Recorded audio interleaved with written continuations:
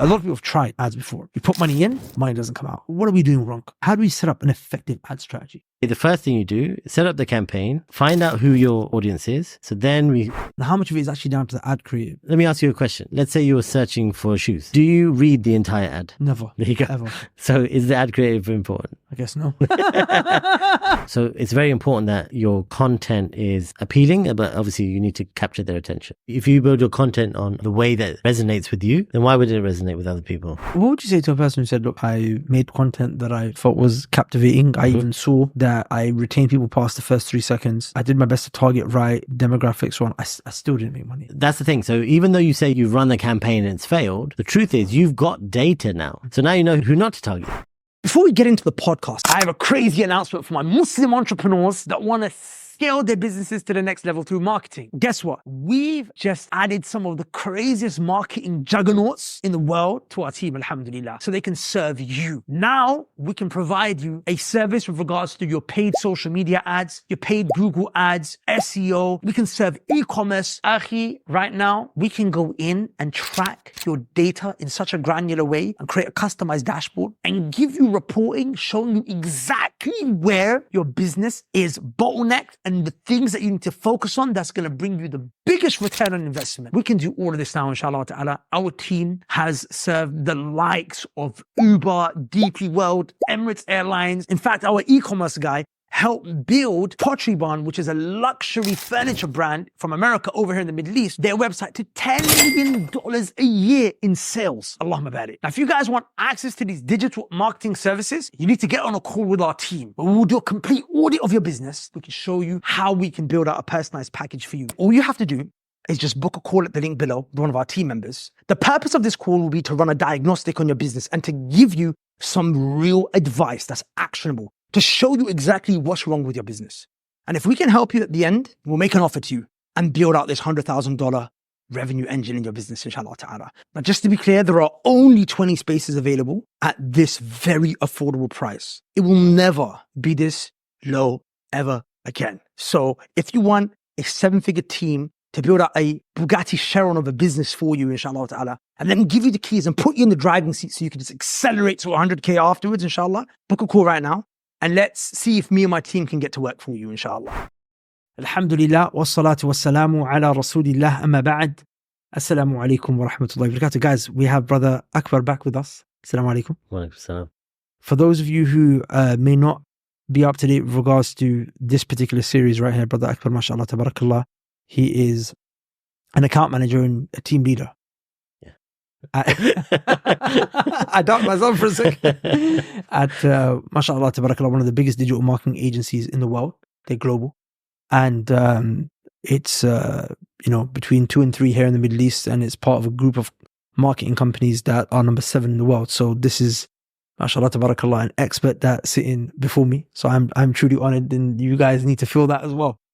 You guys, I'm sure, have heard all sorts of internet experts talk about ads, but the proficiency and the level of skill when, last time I was speaking to Sheikh it is clear, the difference. Allahumma barik. So I believe you guys are going to learn a lot if you pay attention, inshallah ta'ala. If you missed the first video, I think it might be better just to go and watch that because we spoke about some introductory concepts. Today we're going to get a bit deeper into ad strategy and optimization. So it's going to be a degree of advancement in terms of the discussion today in comparison to the previous one. So, firstly, Sheikh, how are you? Very well, alhamdulillah. MashaAllah, that's good. That's very, very good to hear. Allahumma barik. So, Sheikh, we covered a lot of ground in terms of understanding the different platforms and the opportunities are there with paid search, like Google and on platforms, different types of campaigns. Today, we'll talk a bit more about strategy. So, at the end of the day, people want to make money, right, through these ads. So, what is the build-up of an effective paid ad strategy that's got the greatest chance of having the highest return on ad spend? Because ultimately, a lot of people get burnt because they spend money. Like a lot of people have tried ads before. We tried it in the past. We put money in, but money doesn't come out. Yeah. So what are we doing wrong? How do we set up an effective ad strategy? Okay. So I think the first thing you need to do is understand, number one, how your product will come across. Okay.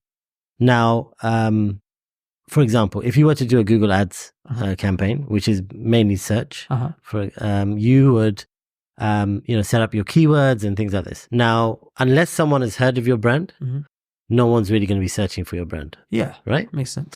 Or unless you're obviously a big company, and then they'll search for it. But most people will be searching for a generic keyword which may be related to your product. Yes. So when it gets to that stage, everyone's also bidding on that same keyword. Yeah. Right. So what happens is that you kind of get lost in that space, right? So I wouldn't recommend starting a strategy like that unless, again, you've done a lot of brand awareness. Your campaigns are more targeted, maybe to a specific area, targeting people that have actually heard of your brand, that kind of stuff. Then I'll kind of look at Google. The alternative, and probably the second largest one, or I suppose TikTok is larger in terms of the reach. However, in terms of effectiveness, I think Facebook is probably your best bet in terms of the next option. The great thing about Facebook is that, number one, it's the way that they've created the platform, and the way that you set up campaigns is very simple. It's straightforward. You can set up a campaign very, very quickly. Now, where you put money in and nothing comes out, that can be due to a number of reasons. Was your targeting correct? What did your images look like? Did they resonate with your audiences? Did you set a global campaign? And all of a sudden you realize you're appearing in 100 different countries, and your budget's gone within a minute. So people can make mistakes like that as well. The audiences that you target, are they correct? Are you showing your ad to the right people? So I think the thing I've learned over the years is, obviously I understand audiences. So whenever I'm sitting in front of a client, I would ask them for any data, first party data that they have. So this could be, okay, fine, here's a list of our clients. Okay. Would that be like an email list? Can be an email list. Subscribers on a YouTube channel? This is more about any data they might have on their the demographic. The demographic. So is it male, female? Is it what kind of age group?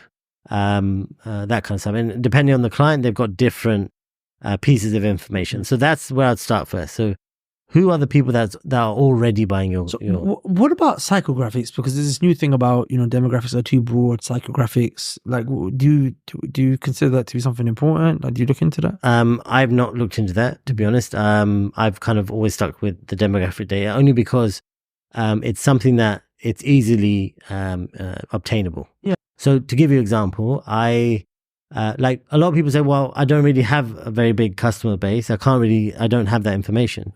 But the truth is that if you set up, for example, Google Analytics or GA4 now onto your site, which is just a snippet of code, you can get that data. You can get the data. Google is gathering that data on the back end. Yeah. Right. It's not necessarily people that have bought your product, just people that visited your site. Yeah.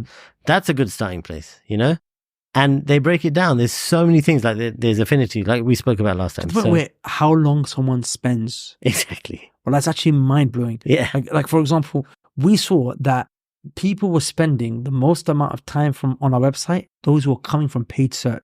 From our organic search. Yeah. We have no SEO. We've never done anything. But that just showed me, like, we should be spending time on that. Exactly. Because the guys that are spending the most amount, we're talking 3 times as much, the average, was those who are coming from organic search. And like, I didn't even know people were searching. Wow. So yeah, like it would be interesting to see kind of what searches they're typing in. Because that's something else you can see, right? You can see what they're searching for to get to your site. Yeah. So, and then there's like other things you can do as well, but a little bit more advanced strategies. But I would say, look, that's a good starting place. So now we understand who's visiting your site, who your customers are, and then we can kind of start building campaigns. So what do you do with that? So now you've got this data. So okay, so Google Analytics, and this is even if you're advertising through Facebook and Instagram, right? Yeah. I think Facebook and Instagram have their own version of Google Analytics, if I'm not mistaken, right? Yeah. So within the Facebook platform, they've got their own version. But you can still, because the code is on your website itself, doesn't matter where they come from. you can still. Would it help if you like, even if you just look at your social media analytics? Yeah, that's again, right. Any data you have on people that are coming to your site is a good starting place. So then what do you do with that data? How does that fit into building this campaign that's going to be profitable, inshallah? Okay. So like I said, again, we don't want to go, unless you've got like a big budget, you don't really have the space to experiment, to experiment too much. Yeah. So you want to try and make sure that whoever you're targeting are going to be as close to your targeted demographic. And then once you kind of build your base and get more insights, then you can kind of start experimenting. Okay. You know, maybe that, okay, fine, 25 to 34-year-olds are my key demographic right now. Okay, and that's all I want to target, right? Through Facebook, Instagram, whatever. That's my key demographic. And obviously you can do that through ads. And then you say, okay, fine, now I know that, but what if 20 to 25-year-olds is also going to be looking for my product? Maybe I should extend that reach, test it, right?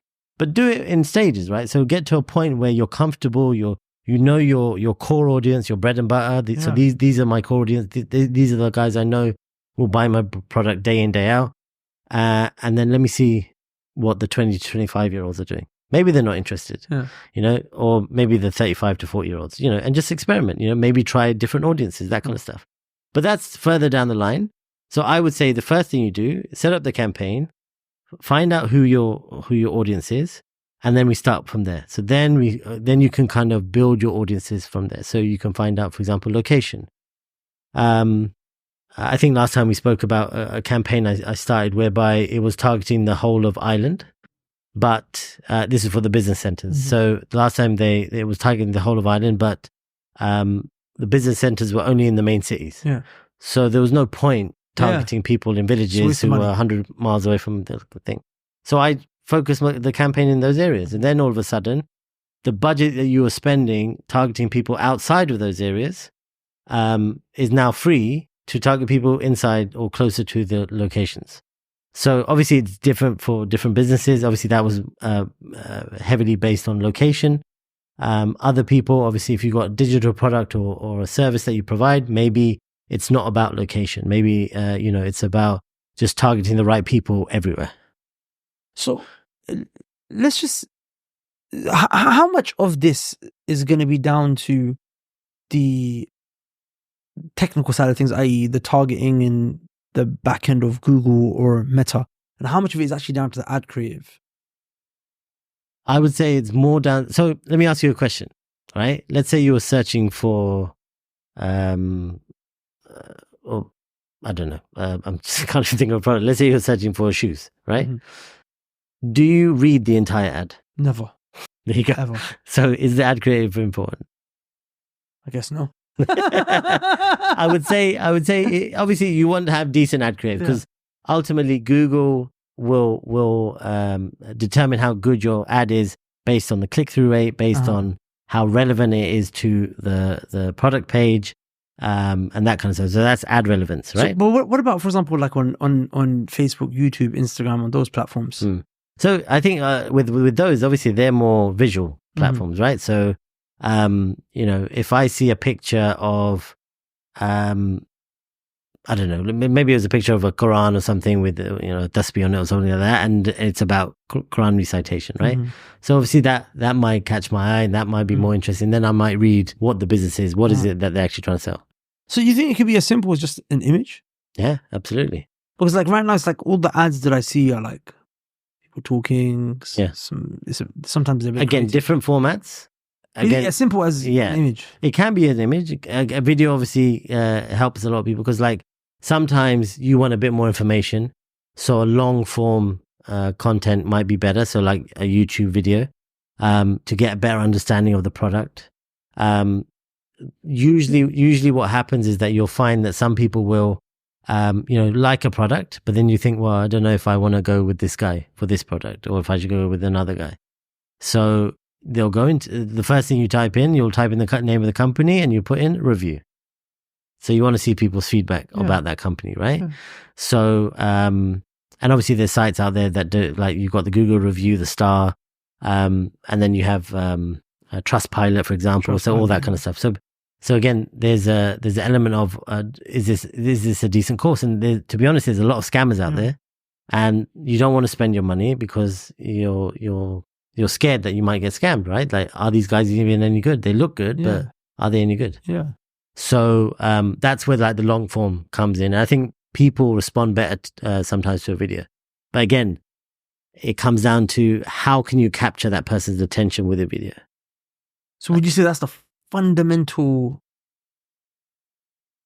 thing you need to get right in the ad creative? Absolutely. It's just the attention. First 3 seconds. People scroll away. So it's not just a myth. It's not. It's like if you think of TikTok, you're scrolling through TikTok or Instagram. It's like you scroll through, ad comes up. Usually you might just even scroll past. Like you don't even stop. You know it's an ad and it's gone. But if there's like, that's why most people, when you see a video, they might say, stop scrolling. Yeah.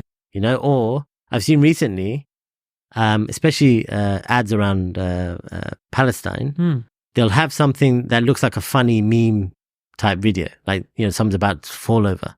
And before they fall over, it just switches. It says, you know, now I've got your attention. You know, I'm trying to collect money for Palestine, whatever it might be. So it's very important that your content is appealing, but obviously you need to capture their attention. So what would you say to a person who said, look, I did this. I've tried. I made content that I thought was captivating. I even saw that I retained people past the first 3 seconds. I did my best to target right demographics, so on. I still didn't make money. So then it comes down to like, there must be something that's not resonating with your product, right? So people like your ads, which cause them to actually click onto your, click on the ad and actually go to your site. So now there's something, that's the second round, right? So now you have to give them more information, whether it's you send them to like a sales page where they, you know, there's just tons of content. It's just, you know, review, video and, you know, offer and that kind of stuff. So what is it about the page that, you know, maybe there's something wrong there. Maybe the page is not working. Maybe, so you got to kind of look into that and see whether there's something going on that side of things. And that's where you can kind of get more analytics. So, you know, we were talking about GA4, whereby you can see the length of time people spend on the site. If you find that, oh, you know what, all of a sudden, you know, normally people spend, say, 1.5 minutes, 3 minutes on my site, but now it's like within a second, they just go. So clearly there's something wrong with the site. Maybe they clicked on it by accident. Maybe there's something you're saying in the ad which is causing them to click, but it's not really resonating with them. Yeah. So that would be like the funnel optimization. Exactly. And do you also do that stuff as well? Yeah, absolutely. So again, depending on what it is, so my current client, they may launch a new product, new feature of their product. And the first thing they do, we always recommend, is we want to build awareness. So we'll do a big campaign on awareness. They have a large budget. So, you know, we can do things like run ads on billboards, as well as online. We can do a YouTube masthead takeover. So, you know, what's that? Sorry, the YouTube. So when you open up YouTube, there's like at the top of YouTube, there's like a massive banner. So that's called the YouTube masthead. Okay. And essentially it's purely for awareness, usually. What I've done recently, well, not recently, sorry, it's been a while now. This is what my YouTube looks like. Okay, fair enough. I need to fix that. Reinstall that, I guess. So yeah, so basically there's there's a masthead at the top of YouTube. Is that like expensive? It's $10,000. Okay. That's for one day. And everyone sees it? No. So if you've got the premium version of YouTube, you won't see it because it's an advertisement.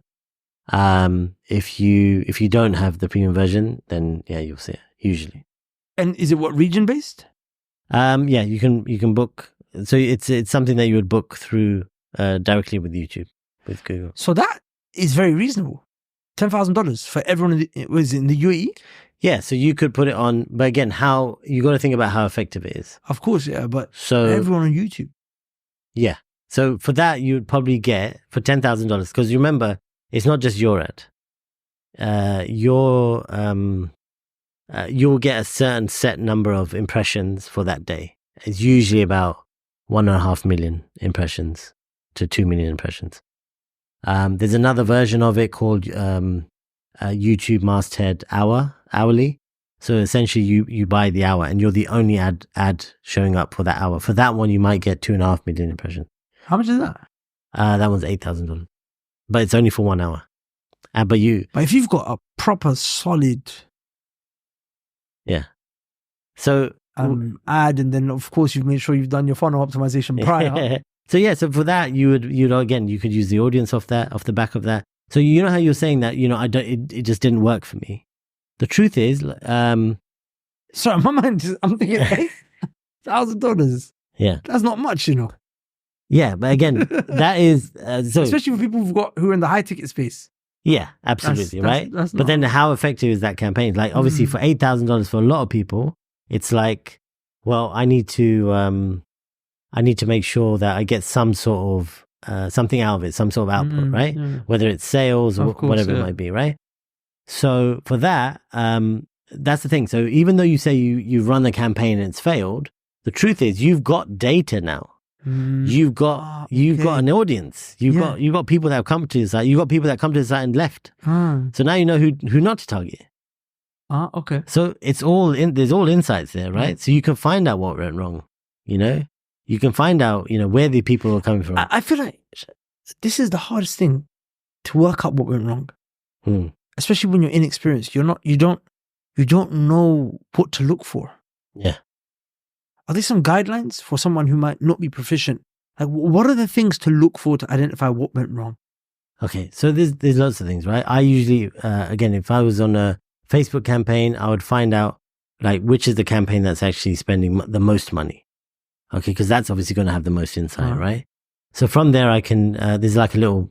It looks like a little graph, a button, and basically once you click on that, it will give you some insight.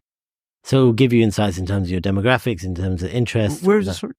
So when you're within Facebook Ads Manager, there is if you were to click on an ad, or not even just select an ad, right? Okay, on the ad platform, manager, in the ad manager, and usually like if you wanted to edit that ad, there's like a little sidebar which has like a pencil on it, and thing below the pencil there's a graph. That graph basically gives you insight. Okay, that's your insight, right? So that shows you. Essentially what's happening, like who are the people that came to your site, clicked on your ad, that kind of stuff. So you can actually then start determining, you can start to determine what went wrong from that side. So again, who was it that was targeted? Was there anything that they which pages were they going to, what were the audience, that kind of stuff. So you can start to find out, what worked and what didn't, right? And all of that is insight, right? And again, it might be that, okay, fine, nothing worked, right? Which now means that everything that didn't work, you now know what not to do. So now you moved on to do something else. Again, try a different demographic, try something else. But there is insights. That's what I'm saying. It's never a loss, right? And that's the way you got to think about it. It's never a loss because you have something new that you didn't have before. You now have data. At what point do you pull the plug on the campaign? So I optimize campaigns weekly. So if I would again, depending on what the outcome is that you're looking for, you can make a judgment, right? So if it's a high ticket item, so this is one of the things I've learned over the years is that there's a lot of psychology involved in terms of a low ticket item versus high ticket item. Now, when it's a low ticket item and someone buys it, they're not too bothered. Less than say $100, right? It's a little loss. Okay, fine. It's a rubbish product. Quality is bad. Blah blah blah. It's not a big thing, right? If it's a high ticket item, let's say you buy a TV, right?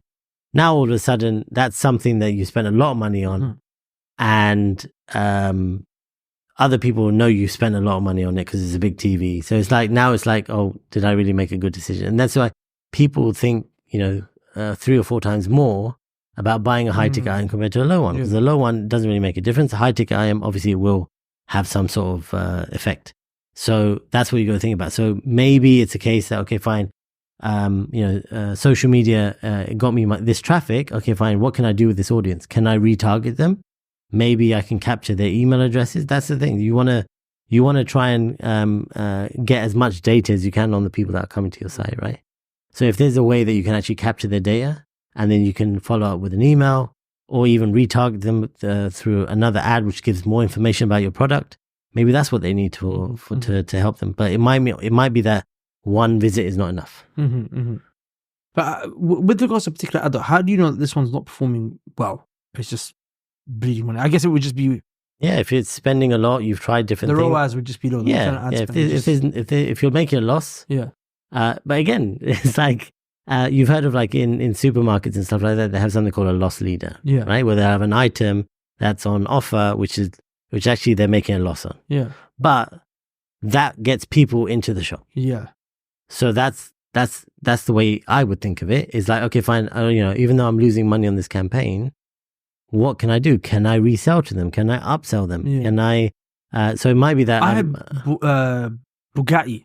Yeah, does this? Is it true? Is it, they don't actually make profit off those cars? Yeah, but it's part of the Lamborghini group. So Volkswagen Group, sorry, which has Lamborghini and all these other cars in. Exactly. Yeah.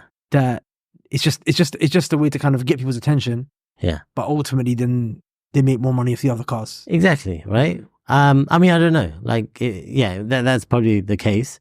And it's like now they've got data, right? They've got a database of people that have bought Bugattis. And I think it cost 5 million to actually. Oh, I remember they hearing a stat like on the first one what they built. It was like 5 million to build it, but they were only selling it for 1.3. Yeah. So there was a massive loss there. Yeah.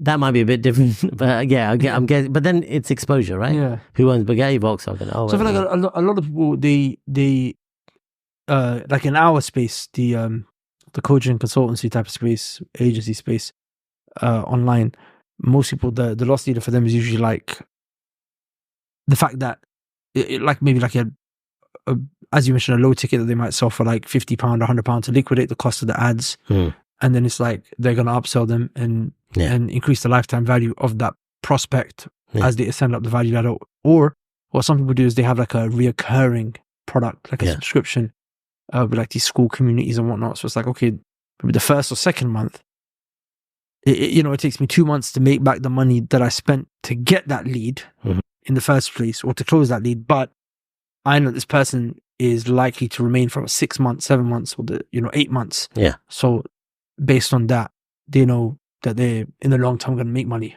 Exactly. That prospect. And like, how many people are giving away free courses? Yeah. It's like I keep getting an ad for a free trading course, right? And it's just an ad. Oh, this is my free trading course, absolutely free to everyone, blah blah blah. And then it will be like just one review after another. I put in 500. Now I made 25,000 in the first 6 months. It's like, wow, and it was free. It's like that automatically. There's no risk, right? It's a zero ticket item, right? So. But then and as soon as you go there, you leave your email address, you leave your name, and now all of a sudden you're going 3 years of emails. 3 years? You know what I mean? Before you actually press the unsubscribe button. Unless you obviously get the course. Allah. If you get the course, there's another course behind that as well.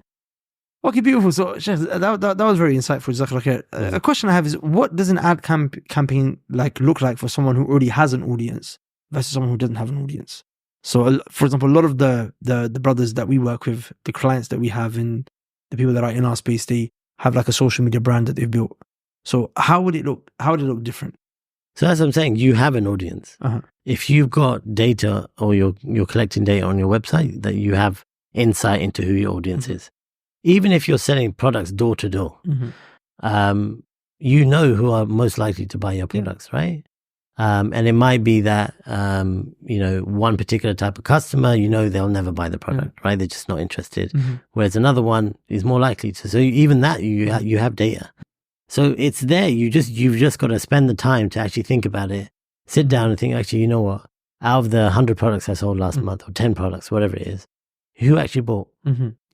How did I sell it to them? Was it through word of mouth? Was it through just giving them a card? Was it, what it was? How did I sell it to them? Makes sense. What kind of questions were they asking? Yeah. Right. So one of the things about sales is all about objection handling, right? Why is it that, what happens when you have a sale is like you people want to ask questions, and if you can handle those objections, it'll get to the point where they've got no more reasons not to buy the product.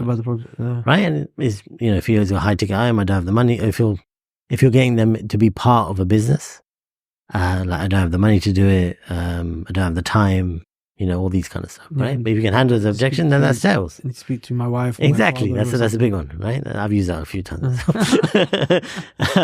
But yeah, so you have data, right? So you have understanding, and from that you can start to build your campaign. On that note, guys, if you want to learn the skills of business yourself, then we have something for you as well. We've got something called the Righteous Rich Skills Academy. Just look at the type of money that these new entrepreneurs are making. These are guys that don't necessarily have a business that's like fully fledged, that's making 5, 10, 20K a month. So they don't necessarily qualify for us to come in and work and serve their business, like I mentioned at the beginning, but they benefited off what? Our just training and our live calls within our community. Just look on screen. This brother made 2K, this brother made 1K, then his second 1K, then his third 1K, all in the space of 2 weeks. This brother bought 1.5K sale. Guys, these brothers are making money. Allah about it, right? Brother Munir here increases revenue by 50% along with Been in Righteous and Rich for about a month. My revenue was down quite a bit. At the time that I joined, I wasn't even able to pay my bills. And so by Allah's permission, I've been able to produce much better content, get much better at just generating leads. And so my revenue has gone up by 50%. So alhamdulillah, I appreciate you guys for helping me navigate this competitive market. I'm very optimistic that it's not just going to be 50%. Soon it's going to be 3x, inshallah, than less. So jazakallah khair. This is just on the back of the Righteous Rich Skills Academy. So if you want to learn these skills, you guys can access this for just $99 a month.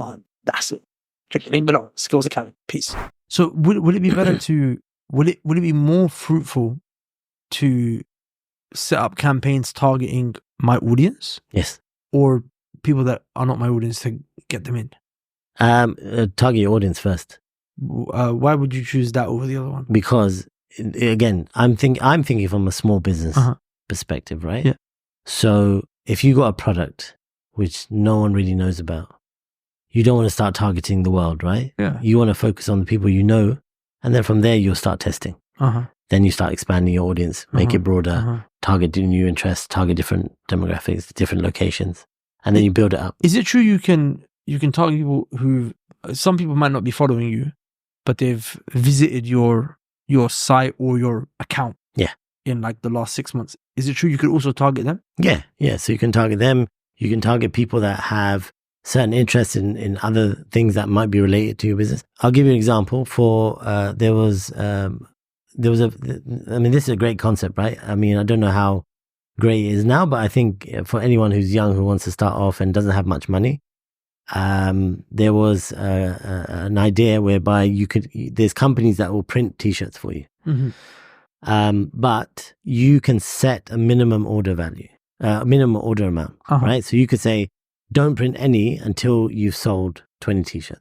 Okay. Right? And essentially what you can do is you can, let's say you created a T-shirt around a football team, right? Let's say it was Manchester United. Now, Manchester United, obviously you can't create a Manchester United T-shirt. Yeah. But what if you created a T-shirt which was around their Manchester or MU or whatever, right? Something that wasn't copyrighted.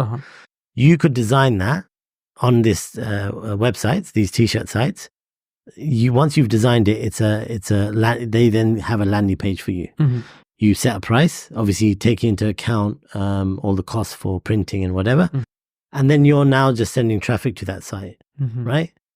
Similar to, I suppose, dropshipping in a way, right? So, but you, in terms of your targeting, you can target obviously everyone in Manchester. Yeah. You can target anyone who visited the Manchester United page. You can target, anything that's significant. Certain areas, wherever it might be. So now you can start to understand, and you don't have to spend a lot.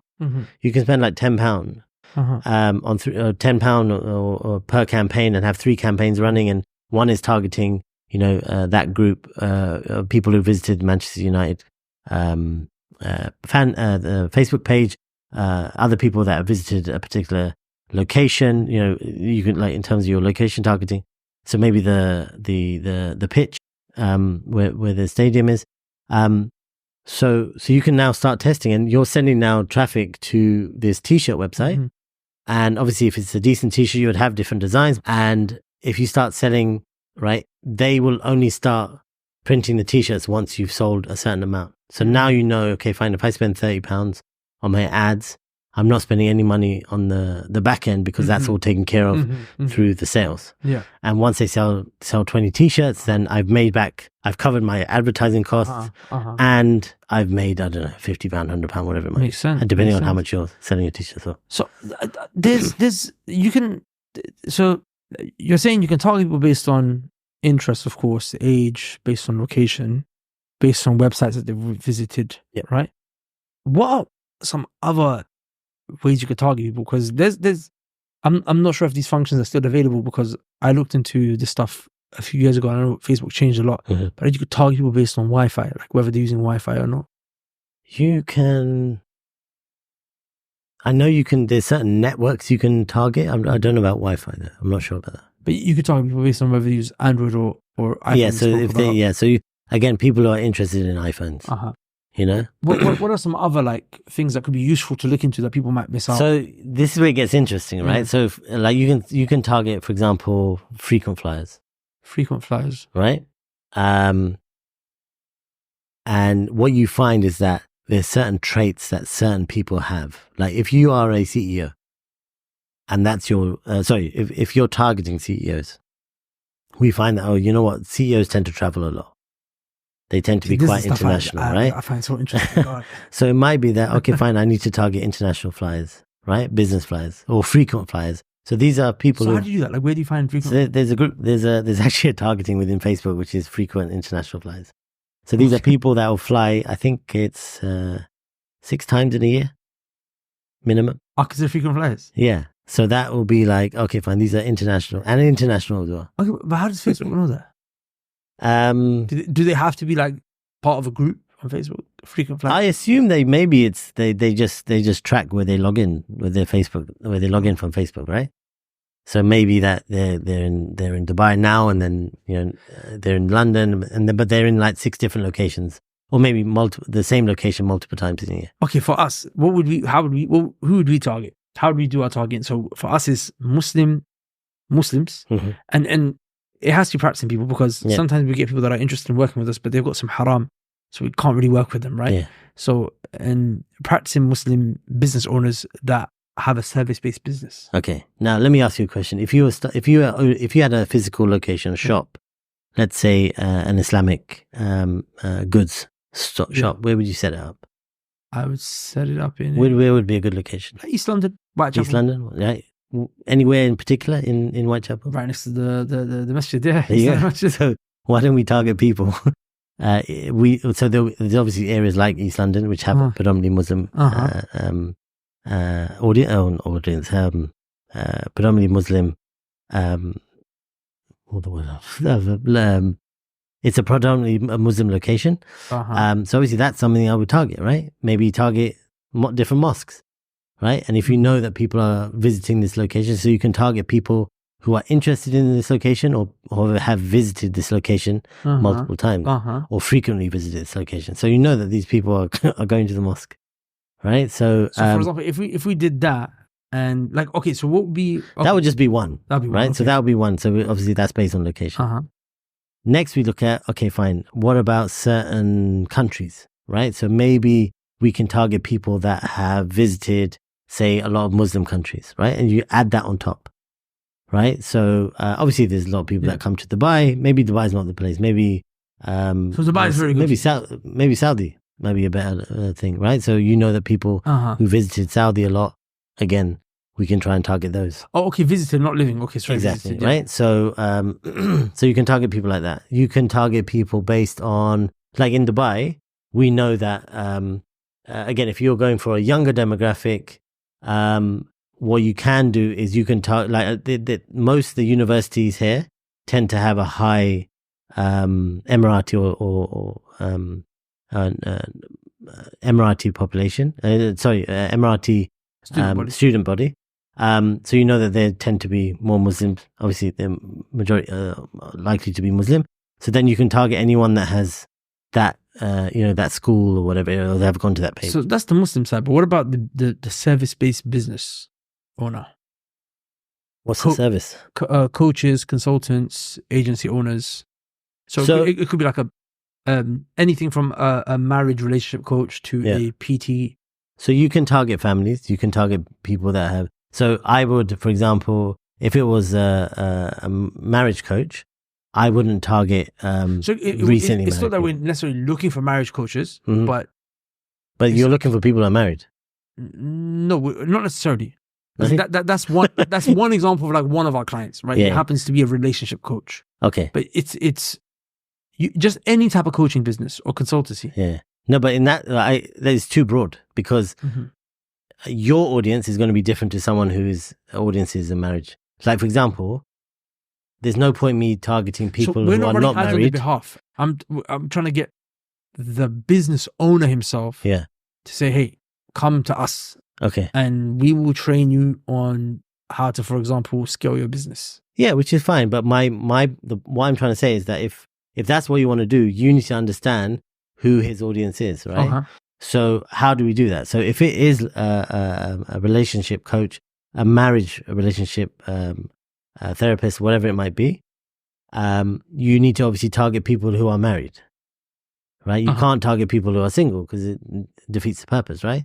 So we can do that on Facebook. You can target people who are married. Maybe you don't want to target people who are recently married because they're in that honeymoon phase, whatever it might be, right?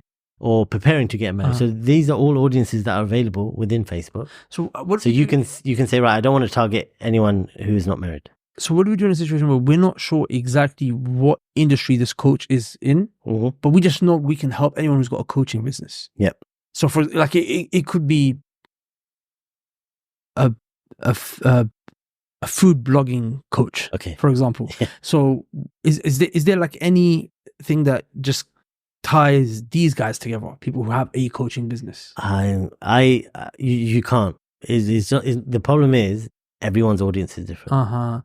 Do you know what I mean? Maybe if you just wanted to target, maybe you find that with food it tends to be leaning more towards women, or fitness is more towards women, and that kind of stuff. So maybe but you need to understand who their audience is, right? So when they come to you, there will be a questionnaire. Who do you currently sell to? Where do you advertise? Where do you have? You need that data. So once you get that data, then you can say, okay, fine. How can we take this data? Because the truth is, like, there tends to be a lot of companies that talk about targeting personas, right? So again, with my banking client, they created 9 personas of the people most likely to open a digital bank account, right? One of them was a 30 to 35-year-old woman who was a housewife who had 2 kids. She enjoys, exercising. She has no salary, this kind of thing. So now you've taken that, but it's such a niche audience that when you put it into Facebook, you just can't target them. You will target like maybe one person every week. It's just so difficult to get all of those insights and try and put it into an audience. So you do have to kind of broaden out a little bit. But that's what I'm saying. You've just got to get a basic understanding. What is the demographic? Where are they located? And what are their interests? So then you can build on. What about, for example, something like Muslim entrepreneurs? Okay. Is there a way to kind of target them? Yeah. So again, what do they do? What does a Muslim entrepreneur do? Like, where do they mostly hang out? Is it on YouTube? Probably. There are probably a lot of videos on YouTube that are entrepreneurial videos. Absolutely. Make money fast, make money online, blah, blah, blah. Yeah, there's definitely certain accounts that they would definitely follow and watch. Exactly. So why don't we create a sort of like a brand awareness campaign, right? Where if you have no data, you're a startup, then you want to understand who your customer base is. Then you say, okay, fine, let me do a brand awareness. Let me just create some ads, and I'm going to be targeting, people who talk about finance, how business finance, talk about, making money online. So I know, for example, the top 10 accounts that people who are targeting would be watching without a shadow of a doubt. Yeah, so that's what I'm saying. So I can target those, for example, guys, them specifically. Yeah, you once you get that understanding of who's watching your videos, that is your audience. But the reason I was because I know on Facebook you can't target by specific people anymore, right? But No. on YouTube you can. So YouTube, you can't target specific people, but you have an idea of what interests those people have. That's what I'm getting to. Okay. So you're not targeting the person, you're targeting all the people that share those same interests, right? But at the same time, you can target them through something called a customer match, right? Or a similar audiences, right? So you can take that data. The lookalike audience. Lookalike audience, exactly, right? So you can say, fine, this is my lookalike audience. And then you put it into Facebook. Facebook has something called a match rate, which is how many people out of that list. So you might have 100 people on the list, but it can only match to, say, 75% of them, meaning that it's able to work out who those people are based on the data you've put in there. And then from that, we can say, okay, fine, I want to target this audience, or I don't want to target this audience, depending on what it is. And then I want to target people similar to that audience. Okay. Which is your lookalike. Okay, so other than what they're watching on YouTube, what else? The Muslim entrepreneurs. That's what people, again, this is just to get understanding of who is interested, right? If it is, so the thing with it you'll end up targeting people who have share those interests. So maybe non-Muslims as well. Yeah. So maybe you have to add another layer to that. Okay, fine. So, we're targeting entrepreneurial videos or business videos or business related videos. But at the same time, we're going to target, Quran recitation, right? And we want to see or what about, for example, those entrepreneurial videos, but then East London? Yeah.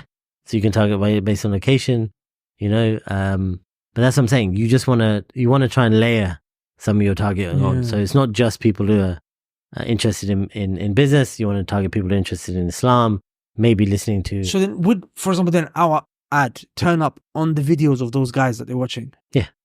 That is insane. Yeah. That's the point. So we want to, and then from that, if you got a compelling ad that's relatable, they'll click on it, they come to your site, and now you got even more data. So that's what you want to do. The aim of the game initially, if you've got no data, nothing, is you want to gather that data. You want to understand who is it that's looking at your content, who would be most likely to buy from you. Okay. So you can pull up on Alex from Moses' videos. Yeah. Okay. So I think that's the first thing that you need to do. Any business owner needs to understand his customer. Okay. Right? So you have an idea.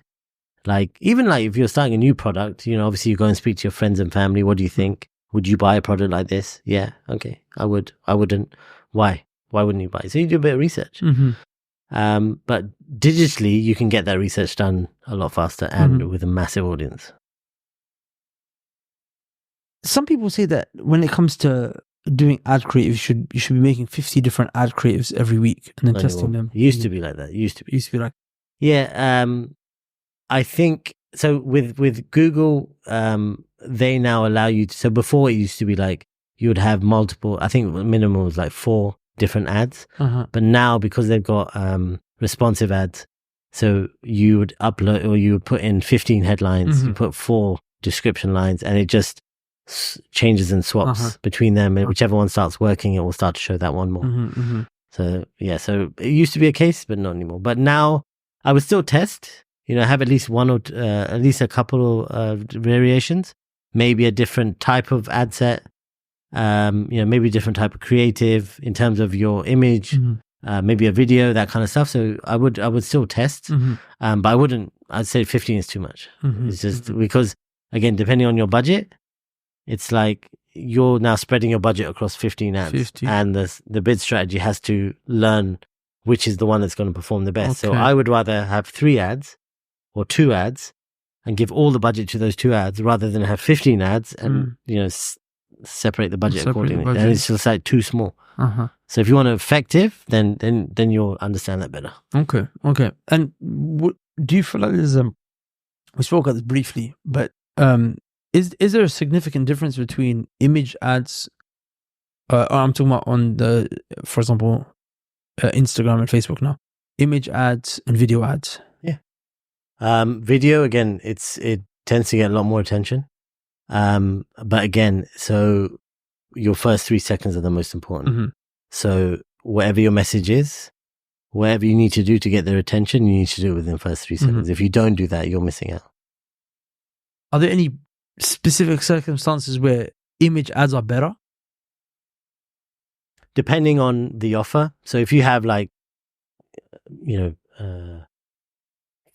off, this week only, whatever. So you actually have words in your ad. Maybe that would be a little bit more. So this brings me up to something. I actually heard a guy who's in the ad space on YouTube. There was a podcast. He was mentioning that his strategy, I just want to hear your take on this, is that he doesn't even care if the ad creative is good or not. He said it has to be that the offer in the ad is good. Yeah. He's like, if the offer is good, then that's all you need to scale it. Yeah. So yeah, absolutely. Like I said before, when I asked you before, how often do you actually read the ad? Yeah. Right. Usually you'll read the company name. If it's something you've heard of, then you'll click on it. So I would always pin, for a client, I will always pin the first headline will always be their company name. The second one will be the product, and the third one will be a rotation of features. Okay. So you can have... This is on Google. This is on Google. So it'll be a rotation of features. So I'll always pin the company name. As in, that's got to be the first thing? Yeah. And then the second thing is? The product. So is that the offer? No. So it can be the offer. 50% of X. Yeah, 50% off free X. course. Yeah, exactly. I'll get you 30 leads for free in the next 7 days. When you see a percentage sign, your eyes automatically, is it an offer off? Yeah. That kind of stuff. Do you feel like mentioning free is repetitive now? People have habituated to it and it's not really catching people's attention. I mean, if you had two people, let's say they were both offering the similar thing, like FX course, trading course, and one of them has a free course, the other one doesn't. Which one are you most likely to? The free one. Exactly. The free one. Even if it's just... Because the thing is, right, if people are going to something new, right, that they've never done before, they're not sure whether it's the right thing for them, they don't want to put their money on the table without being more confident, right? So when you have something free, I can learn... I even went to a seminar in London purely because they were going to teach me one strategy. They were going to teach me one strategy on that works 100% of the time. But the signals for that strategy, and it's a very simple strategy. All it was that in the morning when the trades open, there's sometimes the price, there'll be a gap. So it might jump from 1 to 2. So there's a gap. There's no candlestick between those two. But at some point of the day, that candlestick will be filled. Meaning the price will have to fill. So whether it goes down, and if you can work out when it is and you can ride that wave, eventually it will go back to that price or it will come down to that price and you can basically make a trade like that. So that was the strategy. It's a very simple, basic strategy. And to be honest, it's a strategy that doesn't always happen. It happens maybe once a week. And to catch it across, 100 different pairs is very rare. It's still a strategy that probably does work 100% of the time. But it's not a strategy that you could use daily that you could then use to build an income off, right? But I went to the course purely because I wanted to hear about that free strategy. And when did they tell me about that free strategy? Right at the end, right? So I had to listen to the entire offering, which was basically they offered a course cost something like £3,000 or £4,000, and they had their whole sales pitch. And then at the end, one guy came on, I know you guys are here for that free trading. This is what we do. And it was 3 minutes, right? But I went because of that free thing. So that's what I'm saying. So if there's something that you can offer for free, then, and people find value in it, they're more likely to buy in your essence, product. a lead magnet. Exactly. A lead magnet. Yeah. Okay.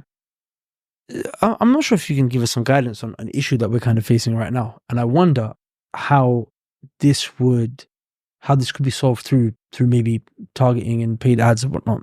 So currently we did a big rebrand of our YouTube channel. It was called Nasir Sessions. We changed it to Righteous and Real. We had a podcast called Child My Bhai, which was our main podcast. And that's the main thing people knew us for online. And this was a podcast where we talked about all things related to, a Muslim's life in the West. So we'd cover just religion, relationships, business, all of that, right? Yeah. But the topics were very diluted. The key thing that was bringing us together was Islam and Deen and so on and so forth. And of course, me personally, people know me primarily for having done da'wah for years. And my face is pretty familiar in the sense where even if someone doesn't follow me, if, having done this for 10 years, I feel like most of our ideal audience would have, or at least a huge portion would have already seen my face, and they've already got a certain association with it, which is da'wah. Yeah. But now, currently, we also do da'wah, but now we're also helping our clients scale in terms of their businesses. But that association is not there. Okay. So the ideal clients, which are the ones that we actually want to get, we have some of them, but we want to be able to get more. I feel like there's a disconnect between, I don't really know you for this. Yeah. I know other people for this. Yeah. So why would I go to you and not them? Despite the fact that we have results, data, this is what we've done for our clients. It just seems like that they've not been able to make that association with, okay, cool, you guys are also able to help us scale our businesses. Yeah. How would we fix this? How could could ads help with this? But to be honest, I think your audience that know you as someone who gives dawah has a trust. They trust you, right? They trust your knowledge. They know that you're someone who is a good person. Mm-hmm. You're on your deen. You're trustworthy. So why wouldn't they trust you on something else? You can add to it. What you could say is you could bring someone on board who maybe is more known for their business acumen, and that would again say, oh, he's partnered up with so and so, and so that's why. So like shared and borrowed authority. Exactly, right? So it's like the conversation we're having now, right? You're not known for your social media, paid social media, so you brought on someone else who knows about it, and now people, obviously you trust me, and people trust you, so they ultimately should hopefully trust me, right? So because of that, now people will be able to associate you with someone who can deliver that thing, because they know you're going to be able to find the experts. You can get people involved who need to be involved. Yeah. So I see it in a different way. I believe that your base, maybe you're not known for this, however they trust you, and that's difficult to build online. And you've already got that base. So I find that trust is really, really beneficial with people that already don't have a business. Okay. Like they're willing to pay. They're like, can you teach me? Our thing is the B2C space is not really something that we're trying to entertain. Okay. Because it's a lot harder, right? Like in some ways it's kind of, it's not exactly taking advantage of their desires and their dreams, but I just know that 80% of them are not going to implement what we teach them, because there's so much else at play, mindset, this, that, having some type of business acumen, a product on offer, some type of proficiency that you can exchange for monetary value, which most people don't have. But the trust is there, and every day we cancel those sales calls, daily. With business owners, we find that the issue is, or my hunch is that the issue is that I trust you, or like you're not going to lie and deceive me, but not necessarily having the confidence in us being able to fulfill on our promise, due to the fact that there's other people that they might have been following for years, that they know these guys, they do business and they've been doing it. Like we've been doing it for over a decade as well, but it's like, okay, but I've been following these guys and I've seen that they create content that benefits me, and I'd rather like sign up to their program. Do you showcase your business achievement? Yes, we do. Yeah, our client wins. So that's where I would focus everything on. And the reason for that, so if you think about it, how many times have you heard? You've seen like the videos where there's a guy standing next to a Lambo and all this. Yeah, yeah. What are they trying to do? They're trying to show, I've made money. I am successful. Yeah. You too can become successful, right? That's the message they're trying to come across, right? So for you have a list of achievements that you've done with your business, right? Not necessarily, you don't have to go down, Lambo route. Not clients, but you're talking about what we've done for our exactly, for yourself, right? Because that's what people will look for, right? Why would I trust you on business? I'll trust you on dawah. I know. You've studied here. You study under this sheikh, that sheikh. You've done videos. You've given dawah on the street, whatever it might be. I can trust you. I've seen that. I've seen what you can do. I need to see this. Now I need to see why you feel that you can entertain me in this space. I think that's very profound because, like, for example, a lot of business owners, I feel like, yeah, so a lot of business owners, like, things that they have is, concerns they have is, like, my business, I'm serving it as opposed to it serving me. Yeah. But one of the things that I've been able to, with Allah's permission, is, for example, set the business up in a way where it serves us. We don't serve it. Exactly. We've created a lifestyle, for example, where we can seek knowledge, give da'wah, spend time with family, while still make a lot of money. So I guess focusing on things, like showing that to people, I guess. Exactly, right? So you are a successful businessman, right? You have a successful company, right? As someone who's trying to also improve their business, I'll look for people who have done it, right? But the only thing that would stop me if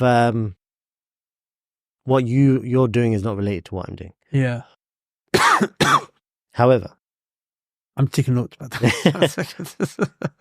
So your business is obviously you're trying to promote other businesses. Now I'm trying to sell Qurans. Where's the connection? It's not the same thing. You're trying to just help people improve on their business. I'm trying to sell Qurans.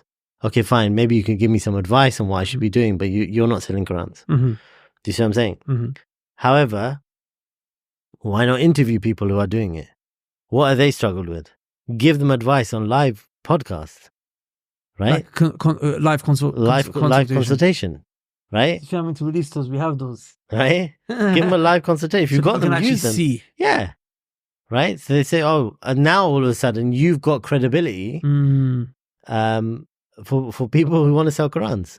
Bring in someone who wants to, like, there's two brothers here who are selling property in Dubai to people in the UK, interest free. What do they do on their videos? They don't even talk about the offers. The offers will come in an email. This is what we have available, or something like that. On their Instagram, they're just talking about lifestyle. They're sitting there at 11 o'clock in the morning. They're on their laptop in a coffee shop, and in the background they've got like a mosque. You know, it's a beautiful scene. And then you're sitting in London. It's raining. You know, and the environment is just horrible, and it's like, I want that. Do you see what I'm saying? So it's like you should be focusing on that side of it. So focus on your business. Focus on not your business. Focus on the achievements of your business. Why would I trust you? Because you have got what I want. Okay, that's what it is. What about the achievements of our clients? Yeah, share it. Why not? Because if you've helped them, again, that's a business achievement for you. If they've done well because of the learnings, why wouldn't I come to you? So would this be in our organic strategy or in a paid strategy? Both. Like, why not create a video series that you're promoting? Do boosted posts. Do so I would always recommend having an awareness strategy if you can afford it.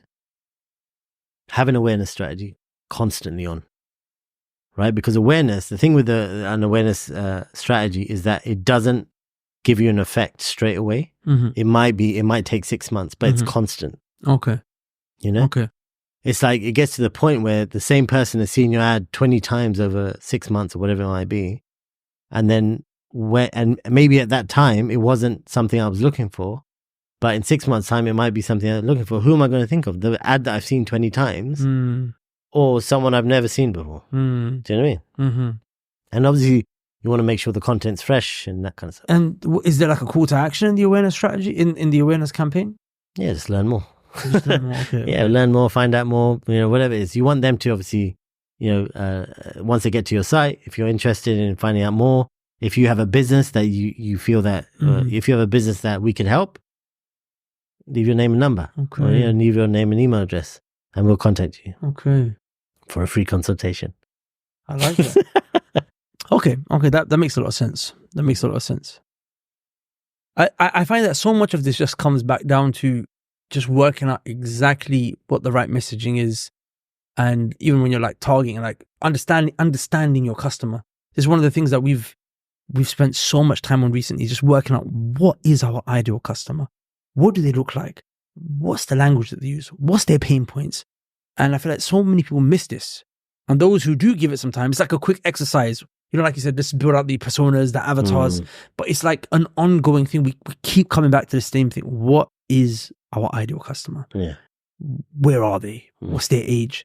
It's like once you've worked that out, then it's like the half the job is already done. Absolutely. And asking yourself the question, if I was looking for this service, what would I search for?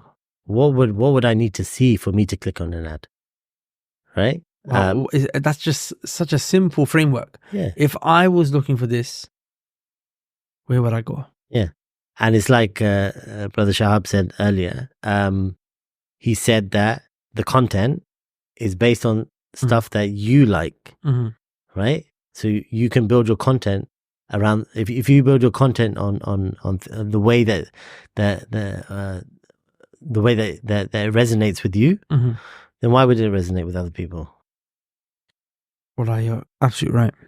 So yeah, so it's a case of common sense is not so common nowadays. I think people just get stuck. Like, you know how when you're launching something new or you have an idea and then you're trying to build this idea in your head. Oh, I need to do this, or I need to do that, and I need to do that. I don't know if I can do that. I don't know if I can. And then all of a sudden you've gone from being really enthusiastic with an idea. You started doing some planning for it. You realize there's a few hurdles. And then you stop and nothing happens because you're just thinking about it for too long. Whereas someone who actually takes action day one, they're the ones most likely to that will actually do something with it, and they might have a project at the end of it. So what sometimes happens is that even people who have a product, they're always constantly just trying to think about the product itself and not about what the people want from this product. And when they don't understand that, they don't understand how to market to those people. Do you know what I mean? Because they're just so closed off and they're just thinking about that product or service. Barakallah feek. Oh, that's very useful. Again, Shaykh Wallah, a very insightful session. Jazakallah khair. We still didn't go through all the stuff we need to go through, but hopefully we'll wrap it up in the next one. One more round? One more round, hopefully, inshallah. We've got to discuss the analytical side of things. Okay. We're talking the testing and just the metrics. What metrics are we looking for? What are we tracking? Some advanced strategies. But inshallah ta'ala, I think we'll go into that in the next session.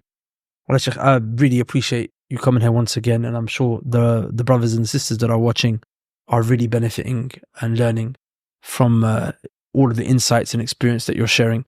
Guys, if you want to get more training, inshallah ta'ala, on these ad strategies, then on our Righteous and Rich School, there'll be regular calls, coaching calls, because the training is great, but it's only good up until a certain point, right? Like imagine trying to learn how to drive a car without actually doing any practical, right? And imagine doing the practical without the driving instructor. How many car accidents would you have before you actually learn how to drive? Likewise, how many failed campaigns will you have, and how much money will you leak out your back pocket without actually having someone that is a trained practitioner in this craft being able to give you that guidance and that counsel? So this is genuinely a very, very rare opportunity. Alhamdulillah, our clients on the Righteous and Rich School, very successful so far. Alhamdulillah, the progress that they're making is phenomenal. This is hopefully another thing that we're adding to our suite of different lead acquisition strategies, which is the paid ad stuff. So check it out, the link below, inshallah ta'ala.